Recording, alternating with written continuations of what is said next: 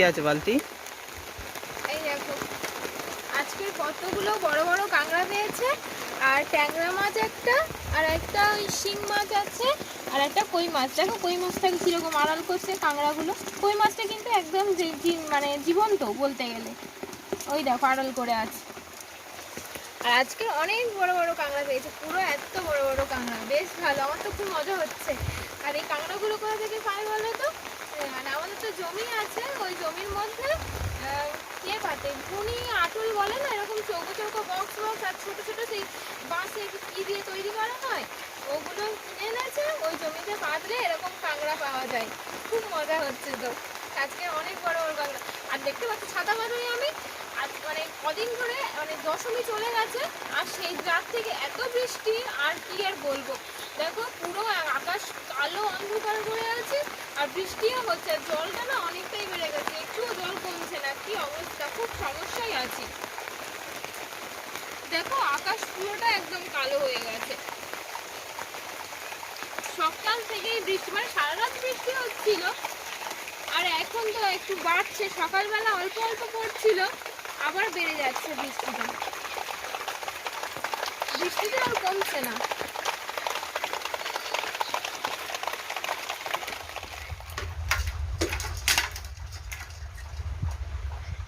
খুব ভয় লাগে কাঁকড়া ভাঙতে, কিন্তু চেষ্টা করছি। কিভাবে ধরবো তো বুঝতে পারছি না।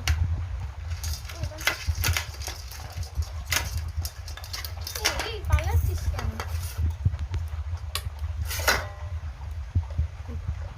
কাঁকড়া ধরতে পারে। দাঁড়াও আমি ভাঙবো এটাকে। পেয়েছি, এই দেখো এই বেটাকে ধরেছি, এখন ভাঙি। এই দুটো দ্বারা ধরতে পারলেই মোটামুটি জব্দ, কিন্তু ওগুলো দিয়ে না হাতে গাঁথছে। পারলাম।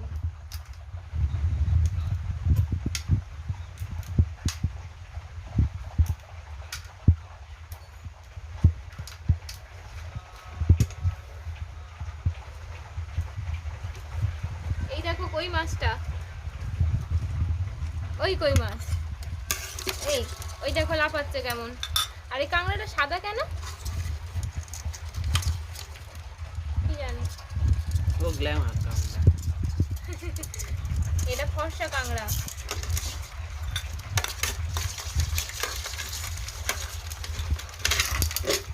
বাবা এটা তো আরো বড়। ও বাবা, ওকে উল্টে দাও, উল্টে দিয়ে চেপে ধরো, উল্টে দিয়ে চেপে। উল্টে দিয়ে চেপে ধরে থাকো, চেপে ধরো।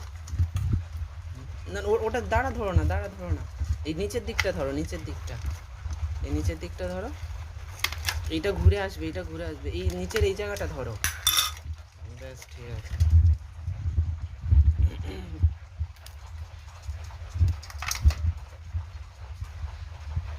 অন্য দাঁড়াগুলো দিয়ে কাঁকড়া এইদিকে উল্টে ঘুরিয়ে করো।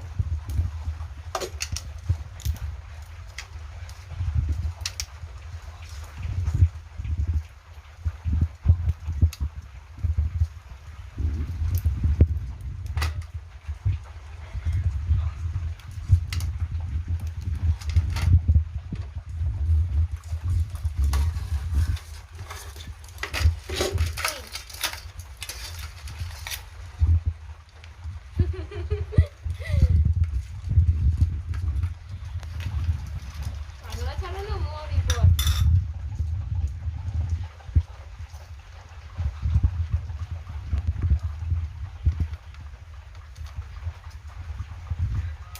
কাঁকড়া ছাড়ানোর লজিকটা বুঝতে পেরেছি, এরকম উল্টে দিতে হবে, দিয়ে ধরতে হবে, ধরে আর এইগুলো ছাড়িয়ে দিতে হবে, হলেই হয়ে যায়।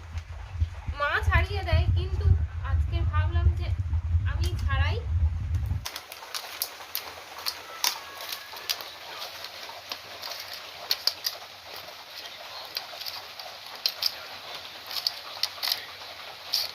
ভালোটা কাঁকড়া কোটা সব শেষ হয়ে গেছে, এগুলো দাঁড়া আর পেকো, আর এটা হলো বডি, সব বডি ফেলে দিয়েছি। অতি কষ্টে কাটলাম।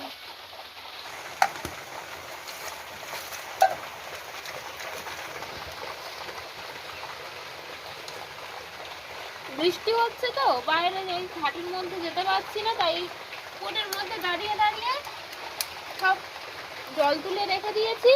আর এই দেখো একদম কাঁকড়ার ঘি, দেখো তরতাজা কাঁকড়া, পুরো ঠেসে ঠেসে ঘি আছে। এগুলোকে ছাড়িয়ে নিচ্ছি, বৃষ্টি হলে খুব অসুবিধা। এই দেখো এই কি এরকম ভাবে ঘিগুলো বার করে নিতে হয়।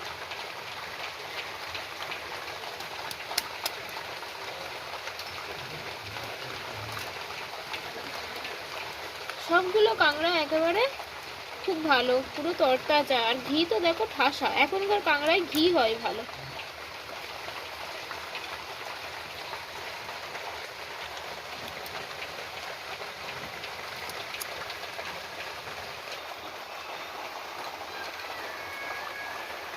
আমার কাঁকড়া কাটা পুরোপুরি কমপ্লিট হয়ে গিয়েছে। দেখো ভালো করে একদম পরিষ্কার করে ধুয়ে টুয়ে নিয়ে নিয়েছি। আর এত ঘি, দেখো প্রচুর পরিমাণে ঘি। এখন আমি রান্না করতে বসে গেছি, আর সবেমাত্র কড়াইটা চাপিয়েছি। আর এই দেখো আমি এখানে সব প্রিপারেশন রেডি করে নিয়েছি কি কি বানাবো। দেখো এখানে আমি সর্ষে বেটে রেখেছি, আর এখানে তো পেঁয়াজ আর লঙ্কা কুচানো আছে, আর এর মধ্যে কিছু নেই, জল আছে। আর এই দেখো এখানে আমি এই কাঁকড়াগুলোকে হলুদ লবণ মাখিয়ে একেবারে রেখে দিয়েছি। আর এইটা হচ্ছে ইলিশ মাছ, ইলিশ মাছটাকেও আমি লবণ আর হলুদ দিয়ে মাখিয়ে রেখেছি।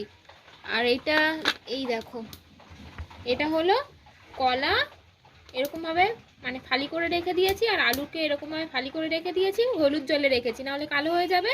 কলার আলুটাকে বয়েল করব, আর তারপর ভাবছি শুকনো লঙ্কা পেঁয়াজ টিয়াজ দিয়ে মাখাবো। তেল দিয়ে দিলাম,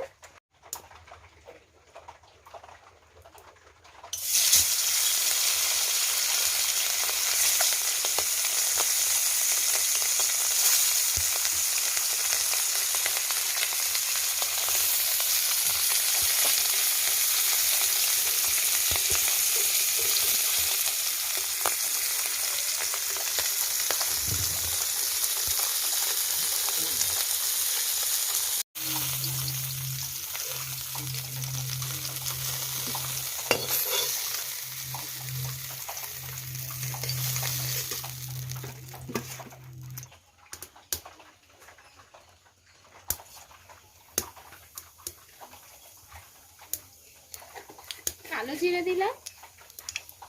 এবারে দিয়ে দেব হলুদ, এই তেলের মধ্যে দিয়ে দিচ্ছি। এবারে একটুখানি দিয়ে দেবো রেড চিলি পাউডার।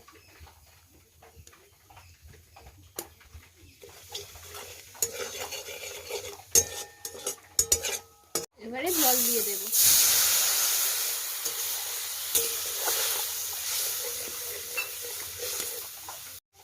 এবারে লবণ দিয়ে দিচ্ছি,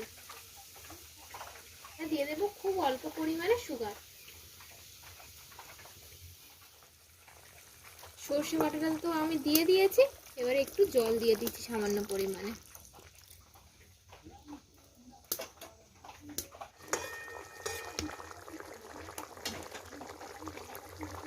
এখন আমি চেরা কাঁচা লঙ্কা দিয়ে দেবো উপর থেকে।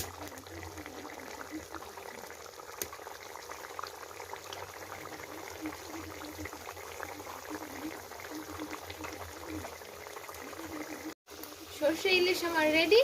এবারে আমি এটাকে উঠিয়ে নেব।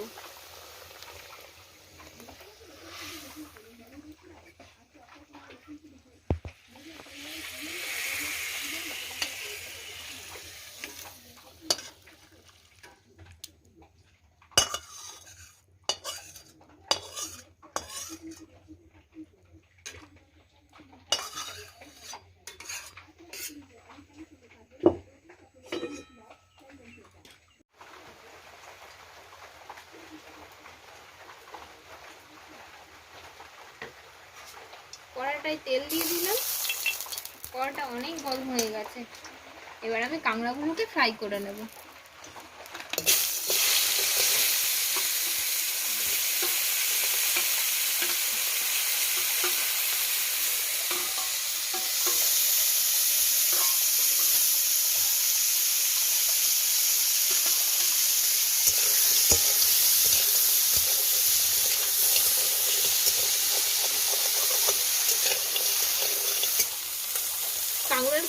রেসিপি বানালে কাঁকড়াটা যদি এরকম ভাবে একটু ভেজে নেওয়া যায়, খুব সুন্দর একটা স্মেল বেরোয় আর তরকারির টেস্টটা দ্বিগুণ হয়ে যায়।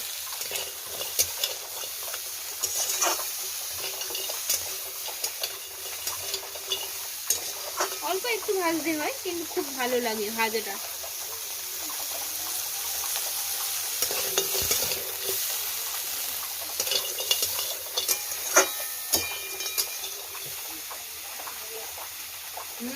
খুব সুন্দর কাঁকড়ার ঘিয়ের একটা স্মেল আছে তো, খুব সুন্দর লাগছে।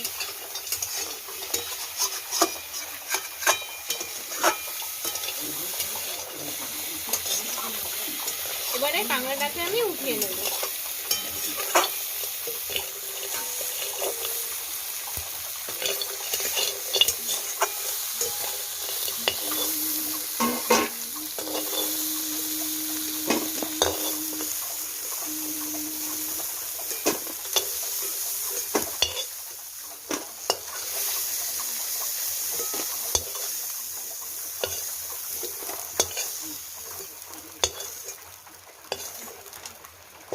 এই একই কড়ার মধ্যে আমি দিয়ে দেব সর্ষের তেল।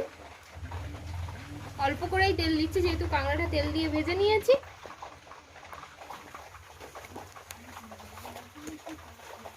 আর এবারে দিয়ে দেব কালো জিরা অল্প পরিমাণে,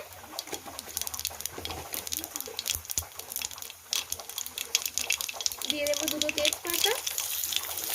একটু ফ্রাই করে নিচ্ছি যাতে স্মেলটা ছাড়ে। আর এবারে আমি দিয়ে দেবো আমার স্পেশাল মশলা, জিরে, আদা, টমেটো, শুকনো লঙ্কা সব কিছুকে আমি পেস্ট করে রেখেছি।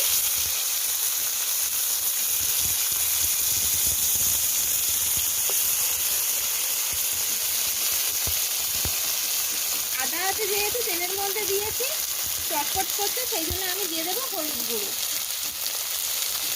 দিলে আর চটপট করবে না। দিয়ে ভালো করে মশলাটাকে একটু ভেজে নেব।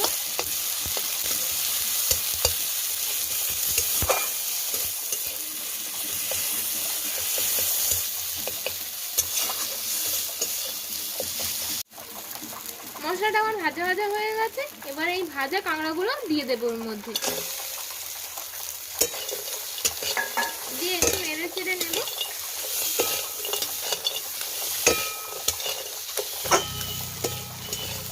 এবারে আমি এই যে দেখো ঘির জল বেরিয়েছিল, মানে লবণ মাখিয়ে রেখেছি আর ঘিগুলো গলে গিয়েছিল, জল ছিল, এটাকে আমি দিয়ে দেবো এর মধ্যে।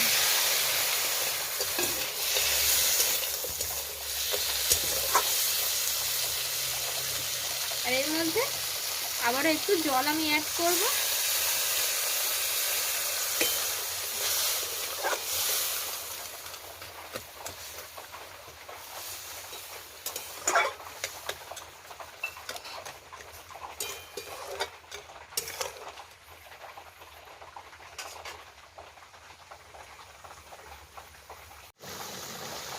কাঁকড়ার ঝাল আমার তৈরি হয়ে এসছে। এবারে আমি একটুখানি সামান্য পরিমাণ সুগার দিয়ে দিচ্ছি। কাঁকড়ার ঝাল আমার রেডি হয়ে গেছে। এবার এটাকে আমি উঠিয়ে নেব।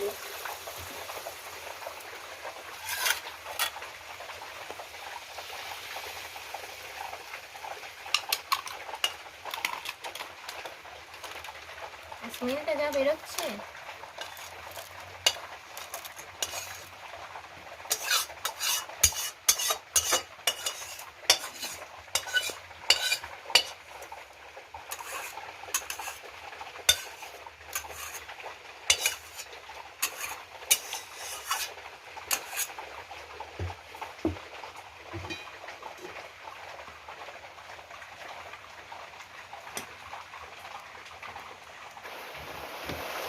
রান্না বান্না তো আমার কমপ্লিট হয়ে গিয়েছে, কিন্তু এখনো ভাতটা হয়নি। ভাতটা ওখানে বসিয়ে দিয়ে, আর মানে একেবারে শেষে ভাত বসালাম বসিয়ে। আর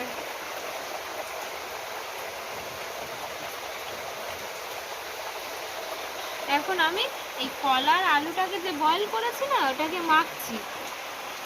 এই সবে একদম গরম, দেখো ধোঁয়া উঠছে। আর এরকম গরম গরম অবস্থায় মাখিয়ে নিচ্ছি, নাহলে ঠান্ডা যদি হয়ে যায় একটু শক্ত শক্ত মতো হয়ে যাবে আবার, সেই জন্য। আর এই দেখো এখানে আমি পেঁয়াজ লঙ্কা মানে ভেজে নিয়েছি এই পুরো।